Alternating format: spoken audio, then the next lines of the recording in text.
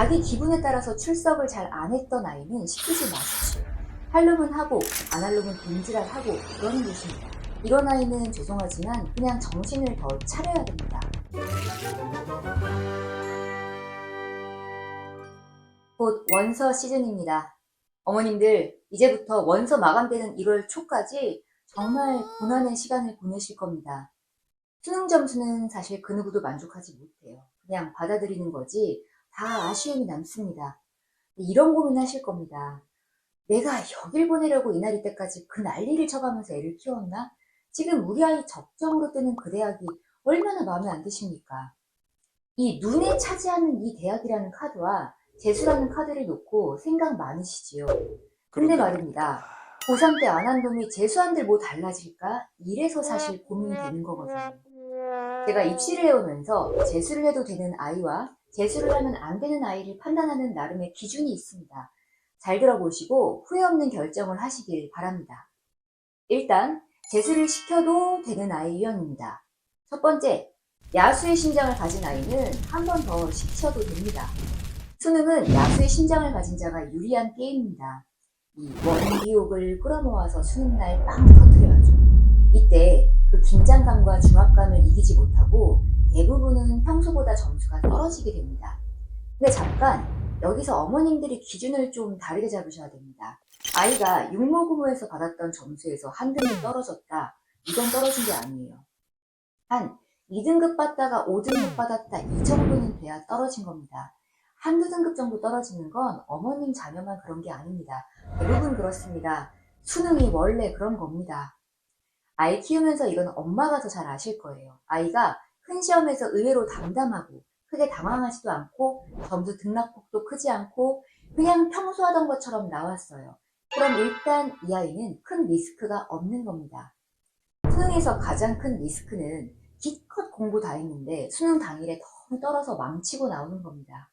우리 아이가 야수의 심장인지 토끼의 심장인지 잘 모르시겠다고요? 그럼 이것도 알려드릴게요. 수능 전날 잠 잘 자고 간 거면 괜찮습니다. 어머님들 수능 전날 애들 밤 꼴딱 새거나 2시간 자고 간 아이들도 꽤 많아요. 두 번째, 수능날 울고 나온 아이는 재수 한 번 더 시키셔도 됩니다. 수능 끝나고 교문 나올 때 애들이 참 많이 울고 나오지요. 아이 눈물의 의미를 어머님이 좀 잘 파악을 하셔야 됩니다. 수능 전까지 공부 안 해서 변수해도 왜 아이가 울면 우리가 마음이 좀 짠해지잖아요. 그럼 이제 위로를 해주시겠지요? 어떤 아이는 그 위로에 홀랑 그 마음이 풀려서 다음날부터 오늘까지 신나게 노는 애기들이 있어요. 근데 어떤 아이는 며칠을 속상해하고 나름으로는 페인도 혼자 분석해보고 부모님께 죄송하다는 말도 합니다. 이런 아이는 뭔가 이제 깨닫기 시작하는 겁니다. 이때 울었던 그 느낌을 가지고 다시는 망하고 싶지 않아서 1년 재수 열심히 하게 되는 겁니다. 세 번째, 아이가 내신이 좋아서 수시 재수를 한 번 더 해볼 수 있고 고3 때는 내신 챙기느라 수능 공부할 시간이 별로 없었어서 최저만 맞춰본다면 가능성 있는 아이들이 있어요. 이 아이들은 재수 한 번 더 해봐도 됩니다. 네 번째, 국어나 수학이 비교적 높은 아이, 다시 말하면 탐구가 부족했던 아이는 한 번 더 해보면 가능성이 높습니다. 특히 이번 수능 탐구가 아주 매웠죠. 사탐 대이동, 그에 따라 과탐은 중하위권 지지 기반이 약해지니까 그 약해진 기반을 메우는 게 N수겠습니까? 고3이겠습니까? 당연히 고3이 그 자리를 메꾸게 되는 겁니다. 국어 수학은 입시에서 가장 뚱뚱하고 비중 있는 과목이라서 이미 국어 수학 기득권이 있다면 한 번 더 해볼만 합니다. 탐구는 지립답하면 잘 올라요. 자, 다음은 재수를 시키면 안 되는 아이 유형입니다. 첫 번째, 자기 기분에 따라서 출석을 잘 안 했던 아이는 시키지 마십시오. 아마 있으실걸요? 아예 학교 못 보내셨던 분들이요. 애가 학교나 학원을 기분 나쁘다고 확 제껴버리고 출석률 낮고 이런 아이들은 재수학원도 잘 안 갑니다. 그리고 대형 재수학원은 기본적으로 성인 베이스 학원이기 때문에 고등학교 때처럼 왜 안 왔니? 그러면 쓰니? 이렇게 다 챙기지 않습니다. 할 놈은 하고 안 할 놈은 돈지랄하고 그러는 곳입니다. 이런 아이는 죄송하지만 그냥 정신을 더 차려야 됩니다. 두 번째, 자기 입으로 절대 재수 안 하겠다고 하는 아이 그냥 시키지 마십시오. 부모님 안타까우시겠지만 어쩔 수 없습니다. 20살이 되어서 더 이상 공부를 억지로 시킬 수가 없습니다. 지가 안 한다고 하면 아무리 학원에 보내놓은들 안 할 겁니다. 아이가 나름 나는 공부가 길이 아니다 라고 느꼈을 수도 있습니다. 자기 길을 그냥 걸어가게 해주십시오. 사실 현역 고3은 실질적 공부 시간이 적은 건 맞습니다. 내신도 챙겨야 되고 교실 분위기도 안 받쳐주고 예비 고3 어머님들 안 믿기시죠? 겪어보시면 압니다. 수능 과목 아닌 것도 수업 들어야 되고 수행평가도 챙겨야 되고 재수생들이 어떻게 공부하는지 아세요? 예를 들어 저희 재수팀은 1월에 개강해서 수능 전전날까지 하루도 안 쉬게 해줬습니다. 당연히 저도 안 쉽니다. 공부시키는데 어떻게 쉽니까? 일요일도 나와야 돼요. 저희가 매일 아침 8시에 시작해서 월수금은 국어 모의고사, 화목은 수학 모의고사 실전 연습하고 이틀 전에 공부하면서 전 과목에서 오답 나왔던 거 다 시험 봐요.